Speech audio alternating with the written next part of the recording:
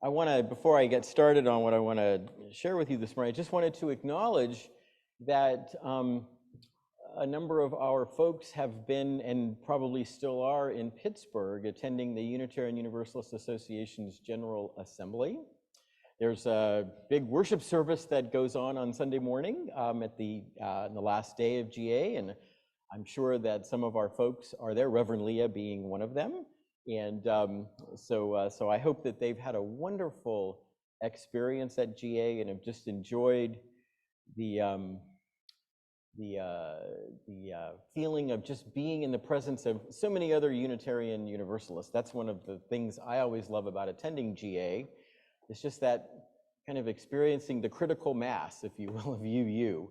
And so it's a wonderful, wonderful thing, and I'm hoping that they've had a great experience. I also wanted to say that today, as I've already mentioned, I'm talking about Sabbath and rest, and I usually talk about this topic on a sermon when I'm about to take a little break, which I am about to take a little break. So I wanted to just let you all know that this will be my last Sunday in the pulpit until August, the second Sunday in August, whatever that date is. And so we'll have a wonderful group of guest ministers and guest speakers who will be, and some who are not guests, but who are right here with us this morning, and who will be giving us wonderful and inspirational messages. Next Sunday, for example, well, there he is. I was going to say, that ghost at the piano, there he is. Scott DeVoe will be leading the service next Sunday. And Susan Carlson, who's sitting up in the balcony, will be leading along with Fritz Hudson in a few weeks. So I know we're going to have wonderful, wonderful worship during the month of July and early August. So looking forward to that and appreciating that this congregation gives me a little time for Sabbath and a little time to take away from the week-to-week experience of putting worship together. So it's always good for my soul and my heart. So I just wanted to say thank you all for that. And I have to say that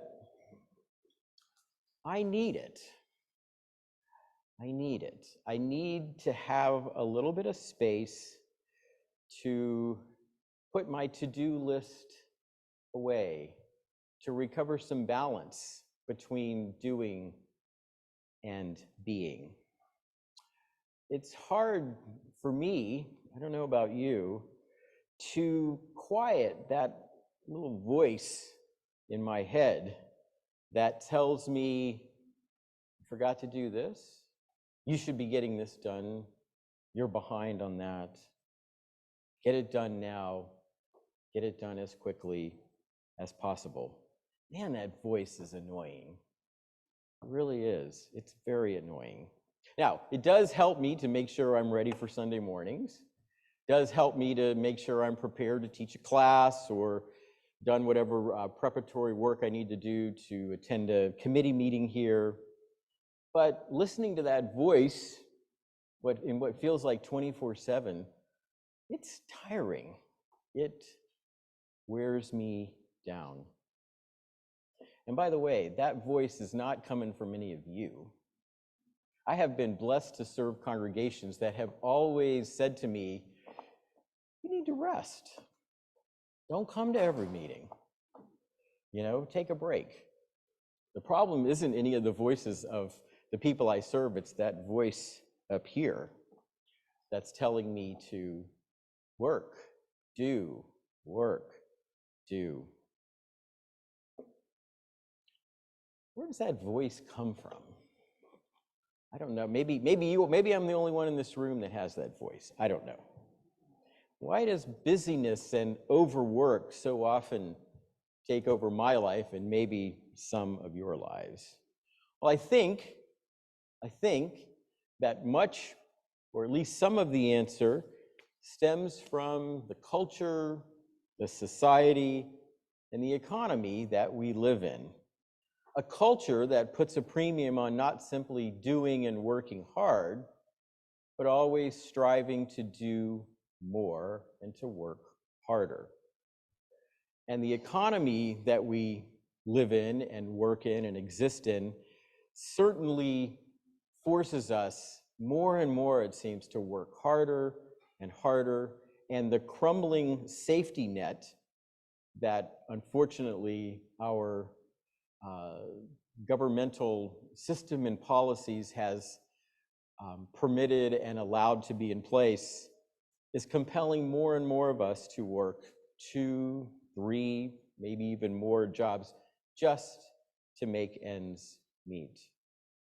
Furthermore, our culture and society celebrates the dedication and work ethic of those who put in long days, who, pull on those bootstraps so hard.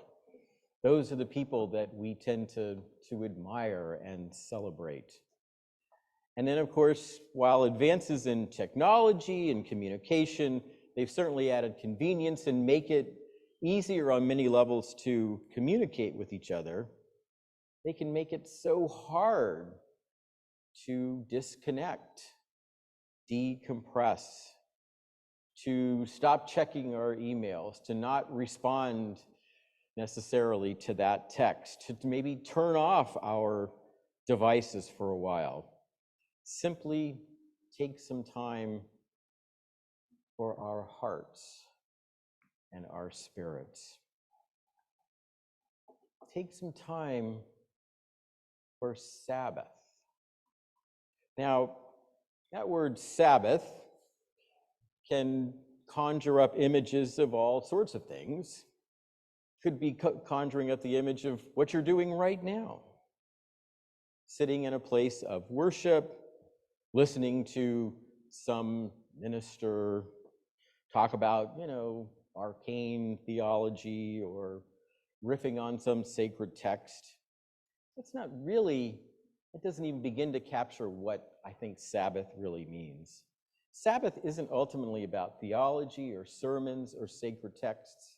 It's not even about attending a service at a congregation, a temple, or a mosque, or wherever. Rather, Sabbath is about listening. Sabbath is about resting. Sabbath is about giving oneself the gift of spiritual nourishment, however one understands that. My favorite definition of Sabbath comes from the spiritual writer Wayne Muller, who wrote a wonderful book some years ago called Sabbath. He says, Sabbath is a way of being in time where we remember who we are, remember what we know, and where we take time, and I love this language, to taste the gifts of eternity and spirit. To taste the gifts of eternity and spirit. That's what Sabbath is about. And that's what I think too many of us, so many of us, and I'm at the head of the line, don't take the time, the pause, the quiet, just to experience, even if it's in a small bite, it's a small taste of those gifts of eternity and spirit. Now, even though she wasn't distracted by emails or alerts on her smartphone, I think that inability to slow down and take time for Sabbath is what was going on with Martha in the story that Caroline shared with us.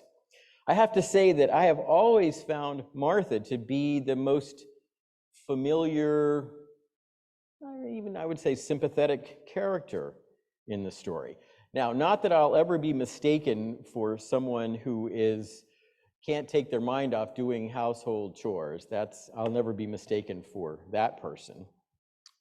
But that to-do list that I imagine Martha had in her head, she just can't put it aside. It's making her feel overwhelmed with so much to do and so many tasks to complete. And if all that wasn't enough, her house quickly fills up with guests. I'm not sure if Jesus and his disciples were invited or not, probably invited, but she all of a sudden has to welcome these folks into her home. Now I want to pause for a minute here and say something about Jesus, so I hope I don't offend anyone. I have to say that when I read these 4 verses, one emotion I have is I feel a little annoyed at Jesus. After opening her doors and working so hard to make him feel welcome, Martha asks Jesus for just a little sympathy and a little help in getting her sister Mary to pitch in and do some housework. And what does Martha get back from Jesus? A mini sermon telling her that Mary's in the right, that she, Martha, is too distracted and anxious, and that she should follow Mary's example so as to receive what Jesus calls the better part, whatever that means. Now, I have to say that every time I think of poor Martha feeling so overwhelmed and so unappreciated, part of me wants to say to Jesus, "Hey, Jesus, just this once, why don't you skip the mini sermon and the sage advice and just pick up a rag and go do a few dishes?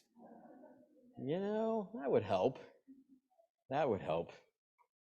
And then there's something else about Jesus' advice that I've always puzzled about a little bit and wondered about.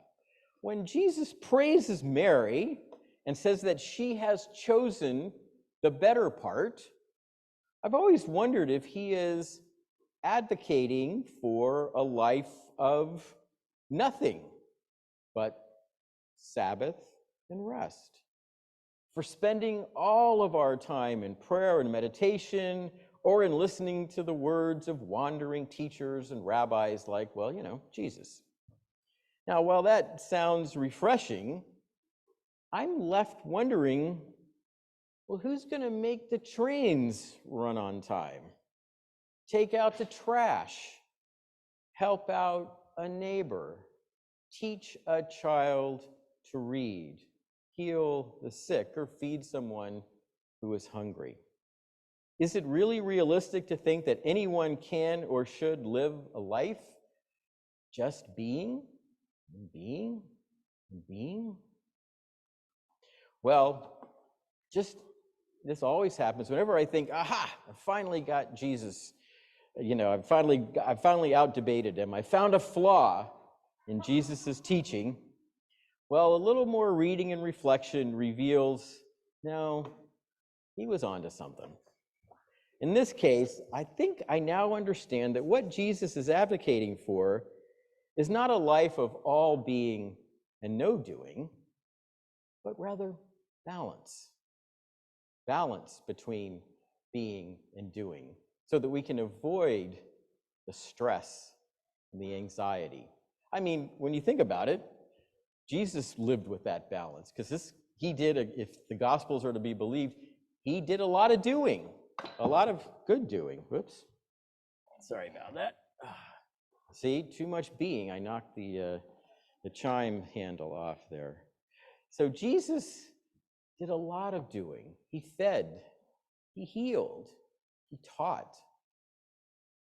But he also took time to pray, to reflect, to be in silence. I think that's what Jesus means by the better part, is not to take time, not to experience Sabbath 24/7, although I think if one is mindful as one is doing, perhaps Sabbath can be experienced 24/7, not just while you're resting and praying, but while you're also doing and getting those things done. Now, I say all this, maybe I'm reading a lot into these 4 little verses. I don't know. And I don't think Jesus is telling Martha this simply because he wants her to be refreshed and recharged so that she can do more dishes. Rather, Jesus is telling Martha, and I think all of us, that taking time for Sabbath, for rest, and for spirit is essential if we are to live as Jesus calls all of us to live, to love the neighbor and the stranger, to forgive rather than to judge, to be a peacemaker, and to transform a broken and hurting world, to resist an unjust status quo, and to transform that into what Jesus called the kingdom of God. You can't be a peacemaker if you're exhausted.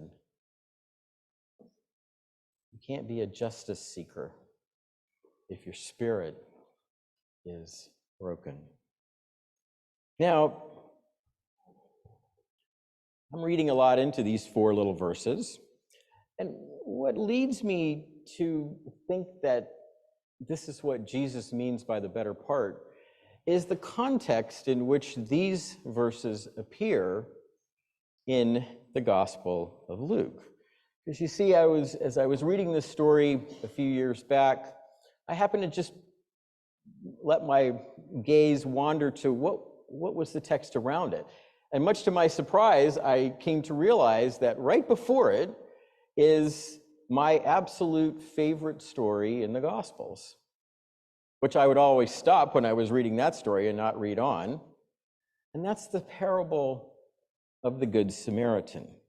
That's the text that comes absolutely right before the story of Jesus' encounter with Mary and Martha.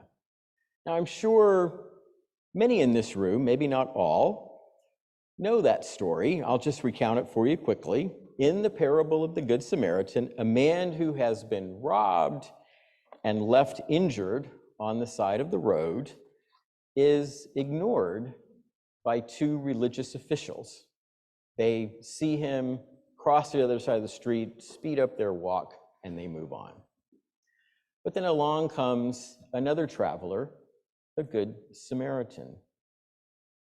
He stops, tends to the man's injuries, puts him on his beast, I think that's the word Scripture uses, takes him to an inn, pays the fee for the inn, and makes sure that the man is tended to.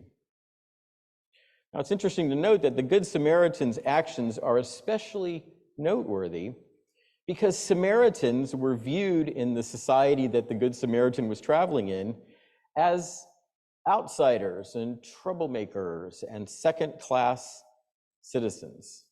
I mean, if ever someone had a reason to just kind of mind their own business and keep going down the road without stopping to help, it was the Good Samaritan.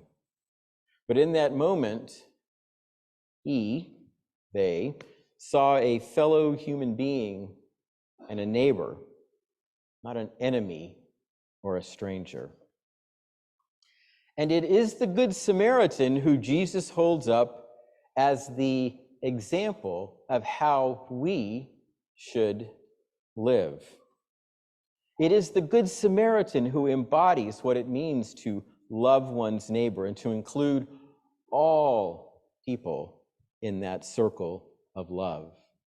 For Jesus, the parable of the Good Samaritan is most certainly a call for doing and for action, a call to help those in need, to show compassion, and to love our neighbors and our adversaries as ourselves.